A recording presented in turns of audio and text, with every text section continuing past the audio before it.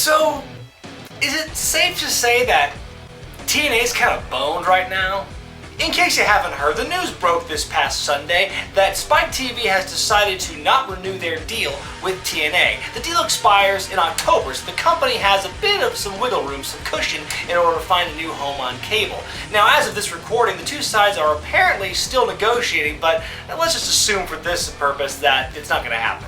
I can't say that I'm shocked that the deal is not being renewed, but not for the reasons you might think. I mean, I don't think at all that this is happening because TNA's overall product, well, sucks. Their talent has always been underutilized. They try too hard to be like WWE. You know, they keep rehashing these angles and these storylines from 15 years ago that nobody cares about and all these inside things. But despite all that, that's not the reason that this TV deal is expiring. Their ratings have always been low compared to, WWE, but in the grand scheme of things, TNA has always been one of the top ratings draws for the network. And if I were a network executive, probably with no real knowledge of wrestling, storylines and anything, I probably wouldn't care what the product was like. I probably wouldn't care who the champion was, just as long as the ratings stayed the same, or even better, ideally, and the advertisers weren't complaining. When it comes to why this TV deal is expiring, it all comes down to one basic thing. Spike TV asked TNA to follow a couple of simple, easy to follow instructions, and TNA failed to do those in spectacular fashion. For example, Spike TV asked them not to have man-on-woman violence. Seems like a pretty reasonable request, but then they go ahead and pull this shit.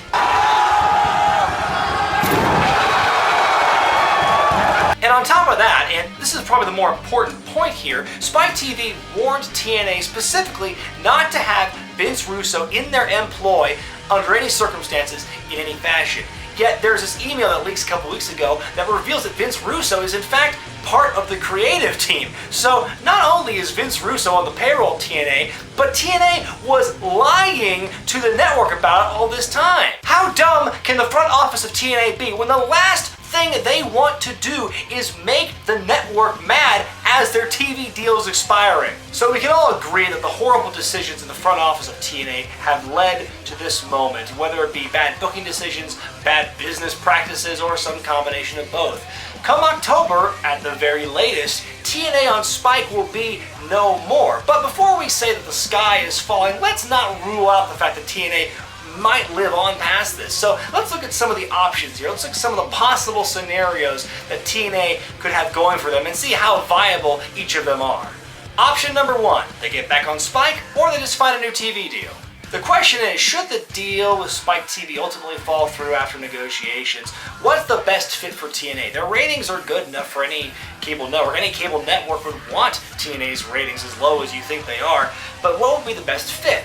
For my money, I'd say CMT, Country Music Television. TNA and CMT have done crossover work a lot the last several years. Not to mention, TNA is still based in Nashville. It's that southern fan base is still very strong for TNA. It's an excellent tie-in. So I think that's probably the best fit. I think that's about a 60 to 70% chance of happening, TNA landing a new TV deal. Chances are with CMT. Option two, they relocate to the United Kingdom. TNA has done gangbusters in the UK and the rest of Europe every time they tour there. They've recently signed a lucrative cable network deal there in the UK. Jeremy Borash has even said on a couple of occasions that if he were in charge of TNA, he would move the company there full time. So it's something to think about.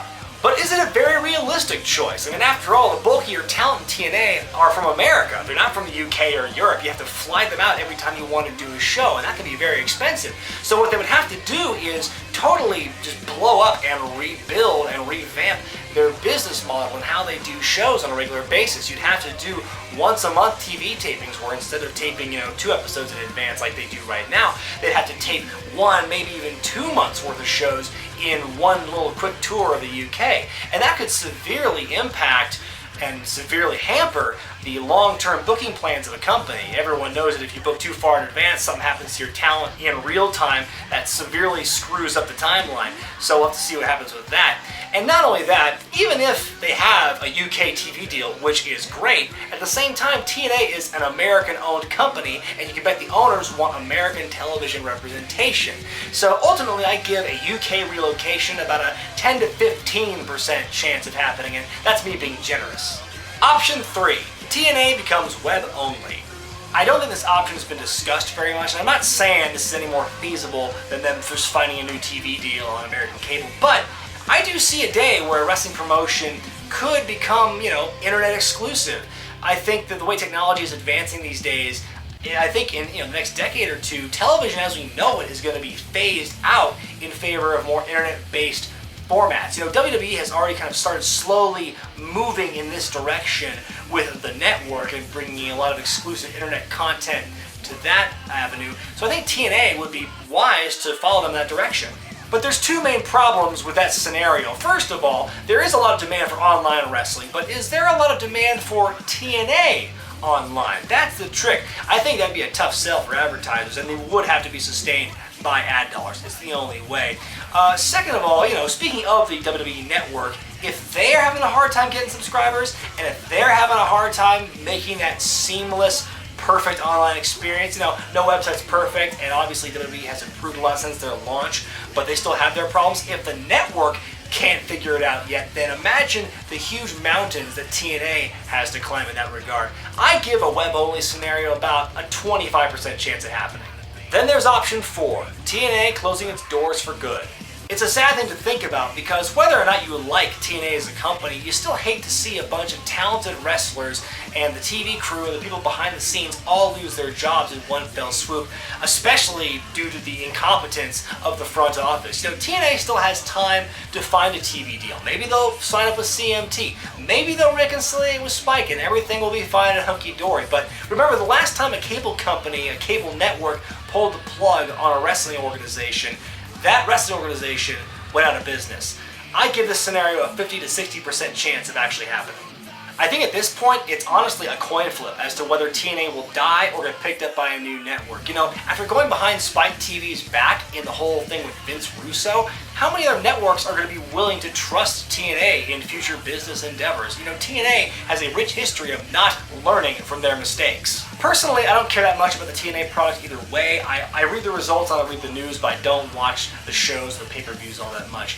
But even if that's the case, I still don't want to see this company go under. Like I said, there's a lot of talented wrestlers and the people who make that show work that would all be out of a job if TNA went under. Yeah, WWE could theoretically pick up some of those wrestlers, pick up some of their contracts, hire some of those new guys, but WWE's roster is already so bloated as it is, not even including NXT, so it would be really a lose-lose situation for all involved. No matter what happens to TNA in the coming weeks, I think it's safe to assume that all eyeballs are going to be following this story. All we want now is a final word. So what do you think will happen in the TNA saga? Do you think TNA will find a new deal, or will they go the way of WCW? Can't say we'll be seeing a rise and fall of TNA DVD anytime though, because that would require a rise. Either way, let me know in the comments or on Facebook or on Twitter. I look forward to hearing your input on this. I'm Brian Zane, and I'll see you next time.